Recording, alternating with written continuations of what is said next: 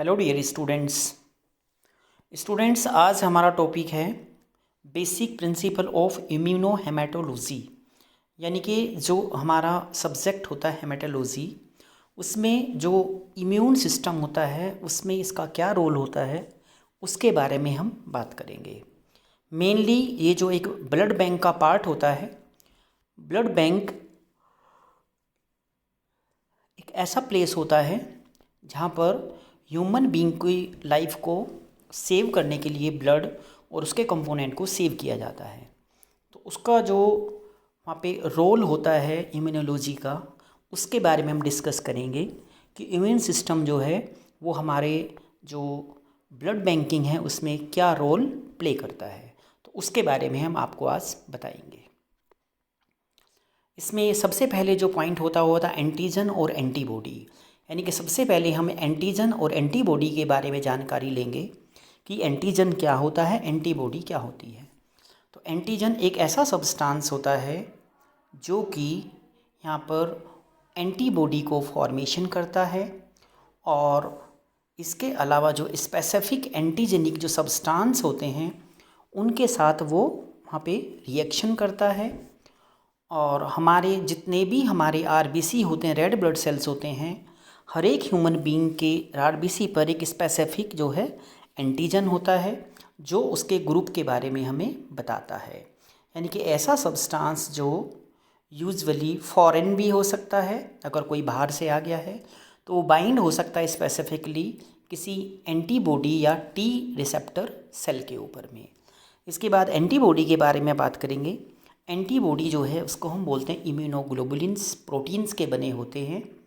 वो रिकॉग्नाइज़ करते हैं हमारे जो पर्टिकुलर एपिटोप्स हैं, और एंटीजन है जो उनके लिए जो है वो वहाँ पर एक स्पेसिफिक बाइंडिंग करते हैं, रिएक्शन करते हैं और उनको रिकॉग्नाइजेशन करते हैं, और वहाँ पे एक फैसिलिटीज़ देते हैं कि वो जो एंटीजन के साथ में कंबाइन कर सकें, उनको हम एंटीबॉडी बोलते हैं। इसके बाद हम एपिटोप के बारे में बात करेंगे। जो एपिटोप होता है वो एक हमारा एंटीजन का पार्ट्स होता है और वो कंबाइन हो जाता है एंटीबॉडी के साथ में, उसको हम एपिटोप के नाम से जानते हैं। ये डायग्राम में दिखाया हुआ है, ये हमारा यहाँ पे एंटीजन है जो ब्लू कलर का है, और जो इसके ऊपर यहाँ कोटिंग हो रहे हैं उनको हम बोलते हैं एपिटोप। ये अलग अलग तरह के होते हैं, जो एंटीजन का ही एक पार्ट होता है और वो जो है वहाँ पर उसके साथ में जो है वो कोटिंग होता है, उसका फंक्शन होता है वहाँ पे। कैरेक्टरिस्टिक ऑफ एंटीजन, एंटीजन के क्या कैरेक्टरिस्टिक हो सकते हैं उसके बारे में हम बात करेंगे। पहला है फैक्टर्स कंट्रीब्यूटिंग टू इम्यूनोजेनेसिटी। यानी कि ऐसे कौन से फैक्टर होते हैं जो इम्यूनोजेनेसिटी के ऊपर वहाँ पर वो क्या करते हैं, हमें वहाँ पे उसके बारे में हमें बताते हैं। केमिकल स्ट्रक्चर ऑफ एंटीजन, जो प्रोटीन्स होती हैं मोस्ट ऑफ वो इम्यूनोजेनिक होती हैं, जो कि कार्बोहाइड्रेट और लिपिड में के द्वारा बनी होती है। एंटीजन कंपोज्ड होता है ओलिगोसैकेराइड के द्वारा, और आईजीएम के द्वारा जो है वो प्रोडक्शन किया जाता है। एंटीजन जो है वहाँ पे एक प्राइमरी जो है यहाँ पे प्रोटीन नेचर में होता है, जो कि आईजीजी एंटीबॉडी के द्वारा यहाँ पे उसका प्रोडक्शन किया जाता है। डिग्री ऑफ फॉरेननेस का मतलब है जो बाहरी हैं, यानी कि जो बाहरी सब्सटेंस होते हैं अलग अलग होते हैं, उनको हम फॉरेननेस के नाम से जानते हैं। और जब भी फॉरेन सब्सटेंस हमारी बॉडी के अंदर आता है तो इम्यून सिस्टम जो है अपना वहाँ रेस्पॉन्स दिखाता है, उनके खिलाफ जो है लड़ता है, वहाँ फाइटिंग करता है। नंबर ऑफ एंटीजन इंट्रोड्यूस, यानी कि जो एंटीजन होते हैं उनको हम कैसे इंट्रोड्यूस करते हैं, नंबर के अकॉर्डिंग। तो रेड ब्लड जो सेल्स होते हैं उनको इंट्रोड्यूस करते हैं वहाँ पे, और एंटीजन का अमाउंट कितना है वो अब कंट्रीब्यूट करते हैं, जैसे लाइकहुड एन इम्यून रिस्पॉन्स, जो इम्यून रिस्पॉन्स को वहाँ पर दिखाते हैं। रूट ऑफ एडमिनिस्ट्रेशन हम कैसे लेते हैं, इंट्रामस्कुलर यानी कि मसल्स के थ्रू, सबक्यूटेनियस हमारे सबक्यूटेशन रूट के थ्रू, या जनरली जो बेटर रूट रहता है वो इलेक्टिंग करता है इम्यून रिस्पॉन्स को। साइज क्या होता है, इनका मॉलिक्यूलर जो साइज होता है वो अलग अलग होता है, लेकिन जो 10,000 डाल्टन से इनका साइज जो है वो मॉलिक्यूलर वेट जो है बड़ा होता है, और इम्यूनोजन जो है वो एक तरह से हमारे लिए बेटर होता है। इम्यूनोजेनिसिटी एक ऐसी एबिलिटी होती है एंटीजन की जो स्टिमुलेट करती है, वहाँ पे प्रोडक्शन करती है अपने कॉरस्पॉन्डिंग एंटीबॉडीज़ को। किसी भी पर्सन में अगर इसकी कमी होती है एंटीजन की, तो एंटीबॉडीज़ वहाँ पर प्रोडक्शन नहीं होते हैं। RH जो हमारा डी होता है, जो हमारा एंटीजन होता है RHD, वो मोस्ट जो है पोटेंट एंटीजेनिक होता है, और FYA जो है वो पुअर एंटीजेनिक होते हैं। ये यहाँ पे बता रखा है कि भाई कौन सा यहाँ से सबसे ज़्यादा एंटीजेनिक होता है और कौन सा जो है वो कम एंटीजेनिक पाया जाता है। ये यहाँ पे एक टेबल में बताया हुआ है कि हमारी इम्यूनोजेनिसिटी होती है जो एंटीजन की, वो इम्यूनोजेनिसिटी परसेंटेज में सिस्टम और एंटीजन्स, हमारा डी जो है वो 70% होता है, सी जो है वो कैपिटल सी वो 0.2% होता है।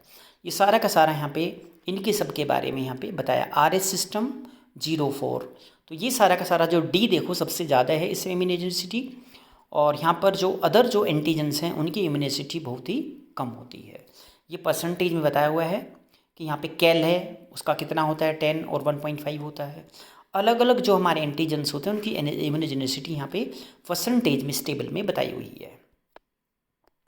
इम्यूनो जो ग्लोबुलिन्स होते हैं मोस्टली वो प्रोटीन से मिलके बने होते हैं, और ये हमारी बॉडी में 5 टाइप्स के होते हैं, IgG, IgM, IgA, IgD और IG।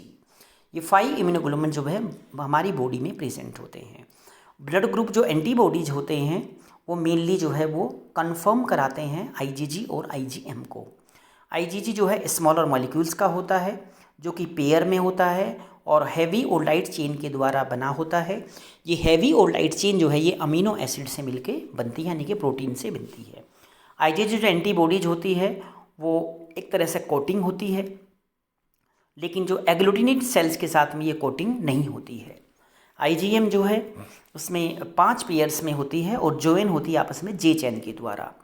IgM जो एंटीबॉडी होती है वो एग्लूटिनेट करती है सेल्स के साथ, और वहाँ पे कॉरस्पॉन्डिंग एंटीजन जो है वहाँ पर होता है, उसके साथ वो वहाँ पर रिएक्शन करती है।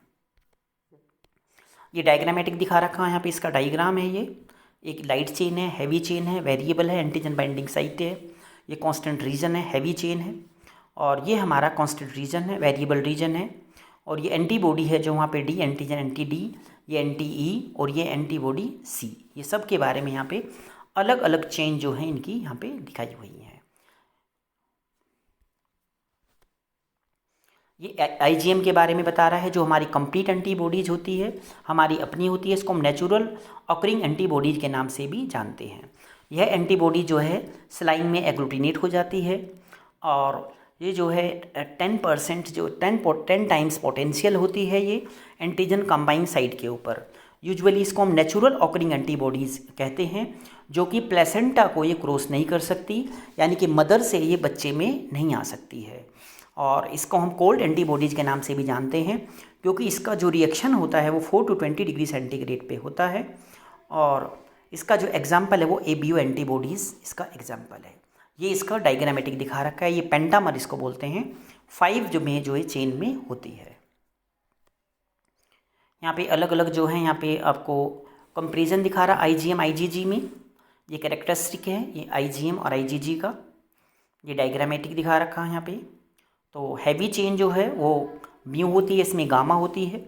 लाइट चेन कम्पा और लैम्डा, इसमें भी कम्पा और लैम्डा होती है, और जे चेन के साथ में होता है ये, इसका मोलिकुलर वेट होता है यहाँ पे, ये जे चेन से नहीं होती है IgG। Molecular weight 9 lakh Dalton होता है इसमें, और इसमें जो नंबर है 1.5 लाख होता है IgG का। वैलेंसीज 10 होती है, ये 2 होती है। फेटल में सीरम में 5 to 10%, ये 50-80% होती है। हाफ लाइफ जो है 5 to 6 डेज, 23 डेज। अलग अलग जो है इनमें सब में यहाँ पे डिफरेंस बता रखा है कि IgG और IgM जो एंटीबॉडीज होती है उनमें डिफरेंस क्या होता है।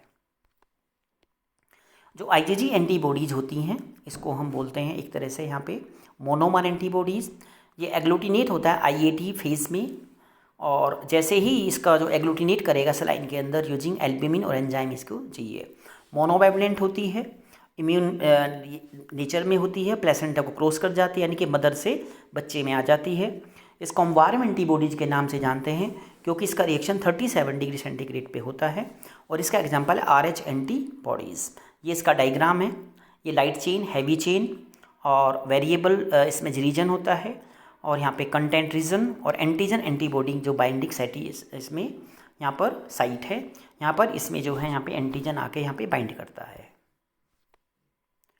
ये यहाँ पे इसका साइज दिखा रखा है 14 नैनोमीटर, इसका 35 नैनोमीटर होता है। IgM बड़ा होता है। ये IgG IgM 24 mm होता है। इंट्रासेलुलर डिस्टेंस जो है वो इनका इतना यहाँ पे होता है 24 नैनोमीटर। ये हमारा कंप्लीट और इनकम्प्लीट एंटीबॉडीज़ के बारे में बताया हुआ है यहाँ पे डायग्रामेटिक। इसमें एक इनकम्प्लीट एंटीबॉडीज़ है और दूसरी कंप्लीट एंटीबॉडीज़ है। जो ये वाली है ऊपर वाली, इसको बोलते हैं हम कंप्लीट एंटीबॉडी। ये IgM है जो हमारी अपनी होती है नेचुरल एक्टिंग एंटीबॉडीज़। ऐसे जो रेड ब्लड सेल्स के ऊपर ये कोटिंग होती है, ये मदर से बच्चे में आती है, इसको हम इनकम्प्लीट एंटीबॉडीज़ बोलते हैं। ये IgG होती है और ये जो है यहाँ पे कोटिंग है RBC के सरफेस के ऊपर। यहाँ पे इसमें नेचुरल जो occurring with antibodies immune system के बारे में बताया है। जो फीचर्स होते हैं ये है नेचुरल जो ऑकरिंग है और इम्यून रेस्पॉन्स होता है। एंटीजन स्टिमुलस करता है obscure possible from microbial origin के द्वारा human red cells antigen. Type of immunoglobulin IgM, ये IgG। Optimum temperature less than 20 centigrade और ये एट 37 सेंटीग्रेड। क्लिनिकल सिग्निफिकेंस, ये acute STR haemolytic transfusion reaction में ये SDN होता है, इसको हीमोलाइटिक डिजीज इन न्यूबॉर्न होती है। एग्जाम्पल है इसके ABO एंटीबॉडीज़ और इसके एग्जाम्पल है RH कैल किड डफी एंटीबॉडीज़, ये इसके एग्जाम्पल है। यहाँ पे क्लिनिकल सिग्निफिकेंस दिखाया हुआ है एंटीबॉडी का। जो क्लिनिकल सिग्निफिकेंस होता है ये ABO RH कैल डफी किड SS, और क्लिनिकल जो इनसिग्निफिकेंट जो नहीं करते हैं वो लिवाइस MN PI और लुथान और A1, ये है क्लिनिकल सिग्निफिकेंट हमारी antibodies. Types of antigen antibody reactions, यानी कि हमारी बॉडी में जो रिएक्शंस होती हैं, जो हम एंटीजन एंटीबॉडी की रिएक्शंस करते हैं वो कितने टाइप्स की होती हैं उनके बारे में हम बात करेंगे। ये मोस्टली जो है 5 टाइप्स की होती है, जैसे एग्लूटिनेशन, सेंसिटाइजेशन, हीमोलाइसिस, न्यूट्रलाइजेशन और प्रेसिपिटेशन। जो एग्लूटिनेशन होता है, जब एंटीजन एंटीबॉडी आपस में कंबाइन होते हैं तो वहाँ पे एक विजिबल जो है वहाँ एग्लूटिनेशन होता है। सेंसिटाइजेशन का मतलब होता है जब एंटीबॉडी एंटीजन के ऊपर कोटिंग करता है तो उसको हम सेंसिटाइजेशन के नाम से जानते हैं। हीमोलाइसिस का मतलब होता है breakdown of RBC due to some problems is known as haemolysis. Haemo माने ब्लड, लाइसिस मतलब टूटना। न्यूट्रलाइजेशन का मतलब इनिबिशन, यानी कि जो एंटीजन किसी को इनिबिट करे एंटीबॉडीज़ को, वो उसको बोलते हैं न्यूट्रलाइजेशन। प्रेसिपिटेशन जो होता है वो भी एक तरह का हमारा एंटीजन एंटीबॉडी रिएक्शंस होता है, लेकिन वहाँ पे जो उसमें हमें जो विजिबल होगा वो प्रेसिपिटेट होगा, प्रेसिपिटेशन होगा वहाँ पे। ये हमारा न्यूट्रलाइजिंग का सब्सटेंस का यहाँ पे इसमें बताया हुआ है। Inhibit antibody activity against RBC के साथ जो है रिएक्शन नहीं होने देगा। ये एंटी ए है, ये हमारा एंटी जो है RBCs हैं, तो रिएक्शन करने में यहाँ पर इसको रिएक्शन करेगा, इनिबिट्स करेगा, नहीं करने देगा। A+ यहाँ पे एंटी ए और RBCs जो है ये कंप्लीट रिएक्शंस यहाँ पे नहीं होगी, जिसको हम न्यूट्रलाइजेशन के नाम से जानते हैं। ये न्यूट्रलाइजिंग सब्सटेंस है हमारे। एंटीबॉडी ABO सलाइवा में सिक्रीटर में होता है हमारे। लिवाइस सलाइवा में होता है सिक्रीटर हमारे LEB। PI जो है ये हाइब्रिड सिस्ट में होता है फ्लूइड में। पिजन्स एग वाइट वार्ड में होता है। STA जो है ह्यूमन यूरिन में होता है। और जो चिडो और इसमें रोजर्स जो होता है वो सीरम में प्रेजेंट होता है। यहाँ पे एंटीजन एंटीबॉडी रिएक्शंस बता रखी हैं। ये हमारे RBCs हैं और जो एंटीजन है हमारे वो ब्लूइश कलर के जो हैं इसके ऊपर यहाँ पर ये लगे हुए हैं। प्लस ये हमारे एंटीबॉडी हैं। यहाँ पे एंटीबॉडी अगेंस्ट है जो ब्लू के ऊपर जो है भाई बाइंड हो रहे हैं। और ये हमारा जो है बाइंडिंग जो एरिथ्रोसाइट हो रहा है वहाँ पे एग्लूटिनेशन और एरिथ्रोसाइट्स इवेंचुअली कॉम्प्लीमेंट एक्टिवेट्स, जो यहाँ पे कॉम्प्लीमेंट के द्वारा एक्टिवेशन हो रहा है और एंटीजन जो है एंटीबॉडी जो है एंटीजन के ऊपर यहाँ पे कोटिंग हो रही है, बाइंड हो रही है। Changes of antibody antigen reactions में क्या होगा? Stage of sensitisation, stage of agglutination cell जो इंट्रैक्शंस होता है। स्टेज ऑफ सेंसिटाइजेशन में क्या होगा? जब एंटीबॉडी बाइंड करती है किसी भी एंटीजन के ऊपर यानी कि रेड सेल के ऊपर, मेम्ब्रेन के ऊपर, तो उसको हम बोलते हैं सेंसिटाइजेशन। इस स्टेज की रिक्वायर होती है इम्यूनोजेनिक रिकॉग्नाइजेशन के लिए, और एंटीजन और एंटीबॉडी के बीच में जो है यहाँ पे एक हम रिकॉग्नाइजेशन करते हैं, उसमें हमें इसकी ज़रूरत पड़ती है। और जो हमारा एग्लूटिनेशन सेल्स होते हैं ये कैरेक्टराइज होता है हमारे जो सेंसिटाइज रेड सेल्स होती हैं उनके बीच में जो रिएक्शंस होती है, उनके बीच में जो वहाँ ब्रिज बनता है तो उसको हम बोलते हैं, वहाँ पे विजिबल एग्रीगेट होता है तो उसको हम बोलते हैं एग्लूटिनेशन, जब हमें वो आँखों से दिखाई देगा। ये प्रैक्टिकली यहाँ पे वर्कशॉप जो है यहाँ पे एक बिहेवियर बताया हुआ है कि हमारा इमोटिव जो थेरेपीज़ होती हैं वो किस तरीके से यहाँ पे की हुई हैं, उसके बारे में यहाँ पे ये बताया हुआ है। थैंक यू बच्चों, धन्यवाद आपका लेक्चर के लिए। ये हमारा फर्स्ट लेक्चर था जिसको बोलते हैं इम्यूनो हेमेटोलॉजी का बारे में हम आपको बताया है। धन्यवाद बच्चों।